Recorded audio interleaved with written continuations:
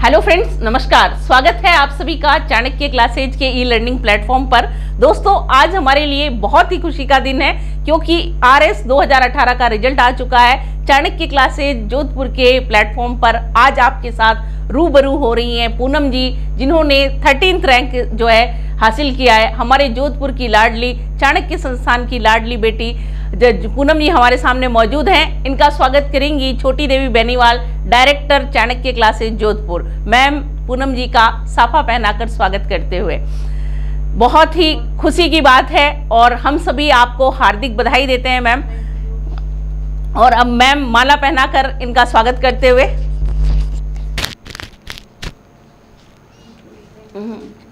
छोटी मैम स्वागत करते हुए कॉन्ग्रेचुलेशंस मैम।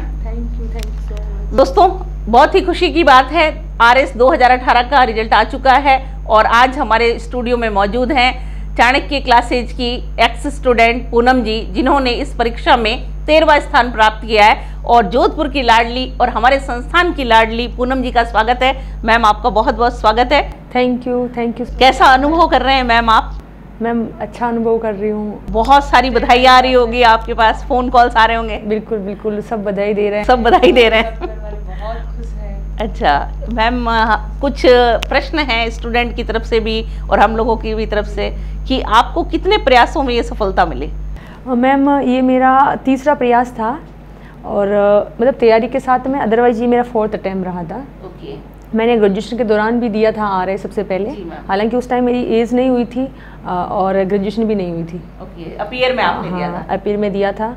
तो तैयारी के साथ में मैंने 2013 में दिया, फिर 2016 में दिया और 2018 में दिया। ये मेरा 4th अटेम्प्ट था। तो मैम, मैं ये पूछना चाहूँगी कि एक स्टूडेंट को ग्रेजुएशन फर्स्ट ईयर से या फिर 11th के बाद ही तैयारी शुरू कर देनी? बिल्कुल, अगर आपका सपना है सिविल सर्विसेज में जाने का तो आपको अपना मोटिव उस तरीके से रखना चाहिए। हालांकि मैंने 11th क्लास से नहीं सोचा था। मैंने 11th 12th उसके बाद मेरी जॉब लग गई पटवारी में, उसके बाद मैंने सोचा कि RS की तैयारी करनी चाहिए। ओके मैम, एक्चुअली आजकल पेरेंट्स भी काफ़ी अवेयर हैं 11th से ही सब्जेक्ट वगैरह को लेकर के, ताकि बच्चों को सिविल सर्विस में भेज सकें। तो इसलिए ग्रेजुएशन से अगर हम प्रिपरेशन करते हैं तो बेस्ट है। नहीं, प्रिपरेशन तो हाँ, ग्रेजुएशन 12th के बाद में कर देनी चाहिए ताकि आपकी ग्रेजुएशन हो तब तक आप पूरी फुली प्रिपेयर हो जाएँ और फर्स्ट अटैम्प्ट में आपका अच्छे से स्कोर हो और अच्छे से रैंक मिल जाए। ओके मैम, तो आप इस एग्ज़ाम को लेकर आपने कितने घंटे पढ़ाई की, या जो टॉपर्स हैं वो जो लोग सेलेक्ट नहीं हुए उनसे कैसे डिफरेंट हैं आप? शुरू में जब मैं भी तैयारी कर रही थी और मेरे साथ वाले जो भी टॉपर रहे जिसको मैं जानती थी, जैसे 16 में मेरी 479 रैंक थी, लेकिन जो टॉपर थे उनको देख के मुझे भी लगा हाँ कि अपन भी कर सकते हैं। एक मोटिवेशन मिलता है अगर पास वाला अच्छी रैंक से सिलेक्ट हो रहा है तो। लेकिन पहले नहीं पता चलता है कि कौन टॉपर रहने वाला है या क्या। नहीं, स्टूडेंट को ऐसा रहता है ना कि भाई वो टॉपर है तो हमसे तो डिफरेंट है, उन्होंने कुछ तो अलग किया है। जैसे हम भी इस तैयारी में नहीं थे तब हम भी यही सोचते थे यार टॉपर कोई गॉड गिफ्टेड होता है, टॉपर कुछ अलग पढ़ता होगा। हाँ, लेकिन मैं कहना चाहूँगी कि टॉपर कोई भी बन सकता है। एक बिल्कुल औसत विद्यार्थी है वो भी टॉपर बन सकता है मेहनत करके, लेकिन उसमें निरंतरता बहुत ज़रूरी है, कंटिन्यूटी चाहिए। आप 10 घंटे एक दिन पढ़ रहे हो, दूसरे दिन आप 5 घंटे पढ़ रहे हो तो वो कंटिन्यूटी सही नहीं है। आपको निरंतरता रखनी है अपना। अच्छा, 4 घंटे पढ़ रहे हो तो 4 घंटे रेगुलर देना, मतलब रेगुलर देना है। जितनी एग्जाम की डिमांड होती है, RS का तैयारी कर रहे हो तो आपको कम से कम 10 से 12 घंटे रोज़ देने पड़ेंगे। मैम, अभी नई वैकेंसी आ चुकी है आप लोगों के रिजल्ट आने के जस्ट बाद, तो काफ़ी सारे स्टूडेंट तो कई बार जो है एग्ज़ाम दे चुके हैं और कई बिल्कुल फ्रेशर्स हैं। तो हमारे फ्रेशर्स के स्टूडेंट को किस तरीके से शुरुआत करनी चाहिए और जो फेलियर्स हैं उनको क्या करना चाहिए? अच्छा, जिसको सफलता नहीं मिली है या अच्छी रैंक नहीं आई है वो अपनी कमियों को देखे कि उनकी जो पुराना उन्होंने तैयारी की है या एग्ज़ाम लिखा है उसमें क्या कमी रह गई, कहाँ। किसी ने तो ये होता है कि इतनी मेहनत नहीं की, अपना 100% ही नहीं दिया, तो उनकी कमी यही है, उनको अपना 100% देना चाहिए।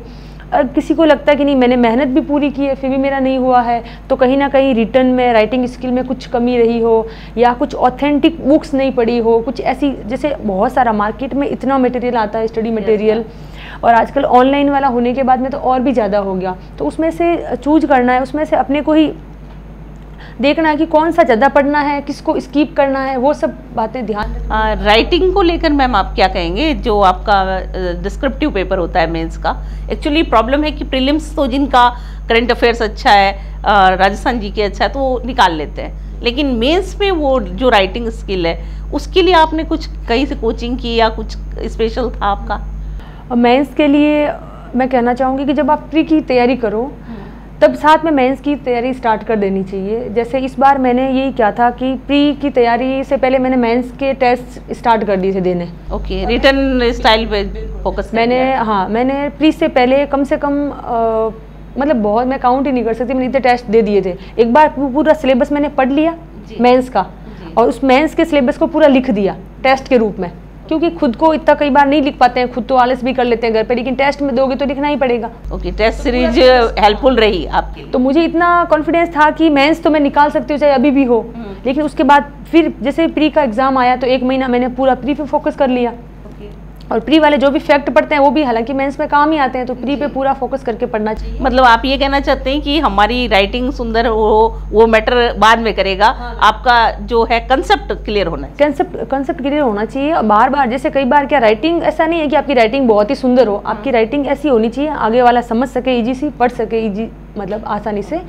और बार बार लिखने की प्रैक्टिस से क्या होगा, कई बार ऐसा डर लगता है बच्चों को कि भी हाँ लिखने की नहीं होती, प्री में तो हम निकाल लेंगे। आप लिखने की प्रैक्टिस करोगे तो धीरे धीरे सब हो पाएगा, एक बार में नहीं, एक दूसरी बार में नहीं। फिर टाइम मैनेजमेंट भी बहुत मायने रखता है, एक पेपर को आप कितने टाइम में लिख रहे हो, इसमें फिर शब्दों की सीमा भी रहती है 20 में, 50 में और 100 में, तो उसके ये सब में प्रैक्टिस मांगता है। कहते हैं ना करत करत अभ्यास है जड़मति होत सुजान, तो वही बात इसमें ही चाहिए, इसमें भी वही बात को फॉलो करेंगे तो अच्छा रिजल्ट आएगा। एक्चुअली मैम जैसा कि अभी पैटर्न अपन देख रहे हैं आरएस का, पिछले जो मतलब 2 बार से एग्जाम हो रहा है यूपीएससी को फॉलो कर रहे हैं, तो यूपीएससी कॉन्सेप्ट बेस पे होती है और पहले आरपीएससी फैक्चुअल बेस पे था, तो वो वाला सिस्टम ज़्यादा बेहतर था या ये वाला? और देखो सिस्टम जैसे जैसे इम्प्रूव हो रहा है, कुछ चेंज हो रहा है तो वो अच्छा ही होता है। जैसे यूपीएससी को अगर आरपीएससी करके और कॉन्सेप्चुअल बेस पे करती है तो अच्छा है। फैक्ट तो प्री में ऑलरेडी पूछ चुके होते हैं, तो अब कॉन्सेप्ट ही होते हैं। तो रिटन में अपन को फैक्चुअल पर भी फोकस करना चाहिए। और राइटिंग में ऐसा है कि कुछ फैक्ट कॉन्सेप्ट दोनों होते हैं। कॉन्सेप्ट भी कुछ फैक्ट को लेके कॉन्सेप्ट बनता है, कई बार कॉन्सेप्ट को आपको जज करना पड़ता है। कॉन्सेप्ट आपने बता दिया तो उसको वापस प्रूफ करना पड़ता है, तो उसके लिए फैक्ट होने चाहिए। जैसे इकोनॉमिक्स में ज़्यादा जरूरत पड़ेगी अपन को डेटा बेस्ड की।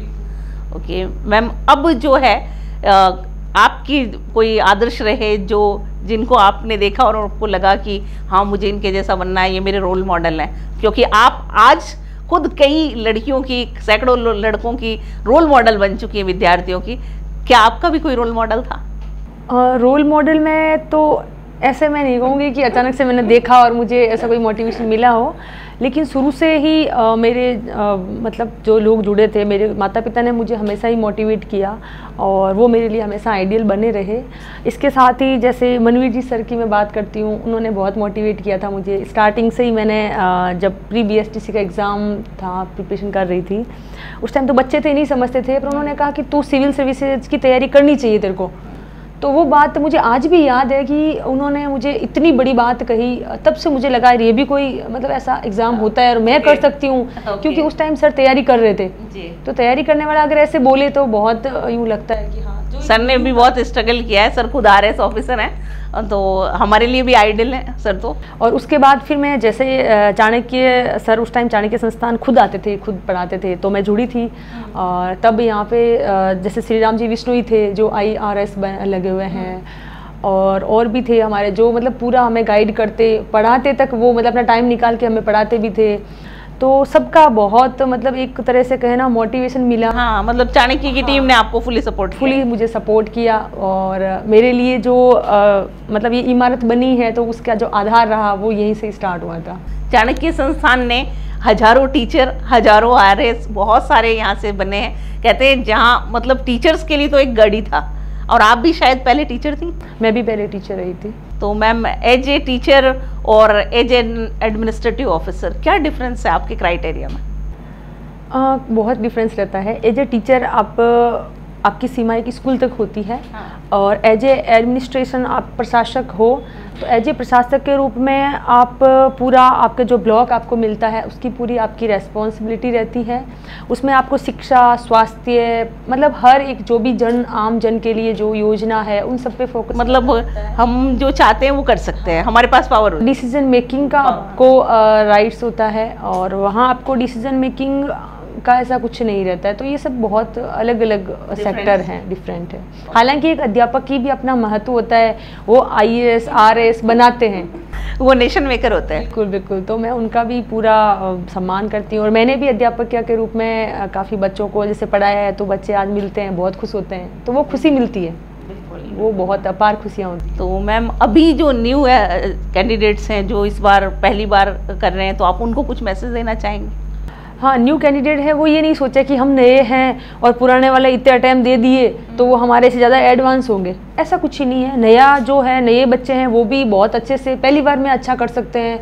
बस उनको क्या करना है, ऑथेंटिक चीज़ें ऑथेंटिक पढ़नी है। जैसे मैं बात कहूँ पढ़ने की, तो आप RS का सिलेबस लीजिए, प्री का सिलेबस लीजिए, मेंस का सिलेबस लीजिए और उसमें जो आपको मतलब सिलेबस में जो लिखी हुई बात, जो भी टर्म्स है, जो है कंटेंट है, तो आप उसमें NCERT को फॉलो जरूर कीजिए। ओके, NCERT RBSE की फॉलो कर सकते हैं। NCERT मतलब ये जो ऑथेंटिक जो बुक्स चलती है वो पढ़नी चाहिए। इसके अलावा हिंदी ग्रंथ अकादमी की जो पुस्तकें आती हैं वो पढ़नी चाहिए। तो आप फर्स्ट अटैम्प्ट में अच्छी रैंक ला सकते हैं। कोई ऐसा नहीं है कि भाई फर्स्ट वाले मतलब डरे नहीं। ये जो RS का एग्जाम है, फर्स्ट वाला भी अच्छे रैंक से निकालता है कई बार, और अटेम्प्ट जो बार बार प्रिपरेशन करते हैं वो भी नहीं निकाल पाते हैं। तो अपना ट्रैक सही रखना है। इसके अलावा मैं कहना चाहूँगी, जो भी नए बच्चे हैं उनको नहीं पता है कि हमारी तैयारी किस लेवल तक हुई है। भाई वो तैयारी तो लग गए, लेकिन उनको ये पता ही नहीं कि हम आज इस एग्ज़ाम में हमारा कितना स्तर बढ़ गया है एग्ज़ाम का। तो वो टेस्ट सीरीज़ ज़रूर ज्वाइन करें। टेस्ट सीरीज़ बहुत मायने रखती है। मैंने भी 2-3 टेस्ट सीरीज ज्वाइन कर रखी थी, तो वो अपने को पे करती है। हाँ बिल्कुल मैम, मेरा भी ऐसा मानना है कि कोचिंग और टेस्ट सीरीज का बहुत इंपॉर्टेंट रोल होता है। बिकॉज कोचिंग आपको ये बताता है कि आपको क्या पढ़ना है और क्या नहीं पढ़ना है, क्योंकि जो लोग खुद पढ़ रहे हैं उन्हें पता नहीं होता कि हमें कौन सा कंटेंट पढ़ना है और कौन सा नहीं है। फिर वो कहते हैं हमने इतना पढ़ा और फिर हमारा सिलेक्शन नहीं हुआ। तो सेलेक्टिव जो आपको कंटेंट्स है वो तो आपको कोचिंग इंस्टीट्यूट ही प्रोवाइड कर पाता है।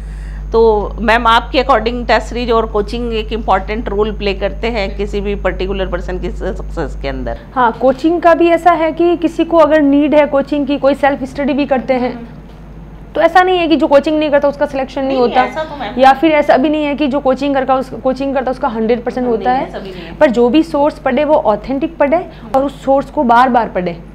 एक मतलब 10 किताबें आप एक टॉपिक को 10 किताब से पढ़ रहे हो, आपको नहीं याद होगा। लेकिन अगर एक ही टॉपिक को एक किताब से 10 बार पढ़ लिया तो आपको बिल्कुल याद हो जाएगा और यहाँ तक पता चल जाएगा कि मैंने इस किताब में से इस पेज के इस यहाँ से पढ़ा।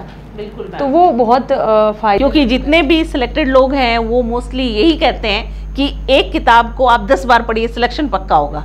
दूसरी किताबें ज़्यादा पढ़ने से मतलब नहीं है, एक को ही पकड़ के रखो, अगर सिलेक्शन चाहते हो तो बार बार पढ़ते रहो। तो ये तो सारी चीज़ें मैम आपकी सक्सेस से जुड़ी हुई थी। ऐसा कुछ खास जो है आप कह सकते हैं कि मूल मंत्र है, गुरु मंत्र है, जो स्टूडेंट को देना चाहती हूँ आप?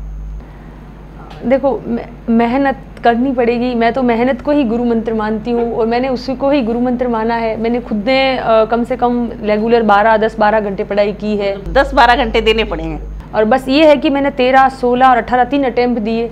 तो जो मेरी कमियां थी उसमें उसको मैंने मतलब देखा, सोचा, और जो 16 में अच्छी रैंक से सिलेक्ट हुए थे मैंने उनकी कॉपीज़ देखी, और फिर 18 में मैंने जो टेस्ट दिए तो जिसके अच्छे नंबर आते तो उसकी कॉपीज़ देखती, उनमें फिर कंपैरिजन करते कि अच्छा मेरी कमी कहाँ रह रही है। तो मेरा यही मूल मंत्र है कि जो कमी रह रही है उसको दूर करो और निरंतर मेहनत करो तो सफलता अवश्य मिलेगी। तो दोस्तों, आपने देखा पूनम जी ने अपनी सफलता के मंत्र हमारे साथ शेयर किए, अपने अनुभव को हमारे साथ शेयर किया, जो आने वाले विद्यार्थियों के लिए काफ़ी हेल्पफुल रहने वाले हैं। मैम आपका बहुत बहुत शुक्रिया, आपने अपना कीमती समय हमें दिया, और एक बार फिर हमारी टीम की तरफ से आपको हार्दिक बधाई। आपका भी बहुत बहुत धन्यवाद। थैंक यू मैम, मुझे यहाँ वेलकम किया और इतना रिस्पेक्ट दिया। बिल्कुल मैम, आप सभी के लिए रोल मॉडल बन चुकी हैं, तो आप अब जो है ना काफ़ी गर्ल्स जो हैं स्पेशली, क्योंकि आप मैरिड हैं और एक फैमिली को लेकर हैं, तो जो ऐसा सोचती हैं कि हम फैमिली को लेकर नहीं पढ़ सकते, नहीं बन सकते, तो उनके लिए भी आप एक आदर्श बन गई हैं कि हाँ हम भी कर सकते हैं। हाँ, लड़कियां बिल्कुल ये कभी नहीं सोचे, जो मैरिड है वो भी नहीं सोचे कि हम कैसे, इसमें थोड़ा टाइम मैनेजमेंट का रहता है, वो आपको मैनेज करना ही पड़ेगा। और परिस्थितियाँ भी कई बार विपरीत रहती है, तो परिस्थितियाँ कभी नहीं बदलती है, विपरीत परिस्थिति है तो बदलना खुद को ही है। तो खुद अपनी परिस्थिति के अनुसार बदलें और अपना जो सफलता है उसको हासिल करें, तो परिस्थितियाँ सब अपने आप अनुकूल हो जाएगी। जो मेरे लिए जो स्ट्रगल रहा, वो आज स्ट्रगल की वजह से शायद मैं निखर के यहाँ तक आई हूँ। बिल्कुल मैम, तो आप उससे घबराए नहीं और उसका सामना करें, कुछ अच्छा होगा। बिल्कुल। Thank you ma'am, thank you very much.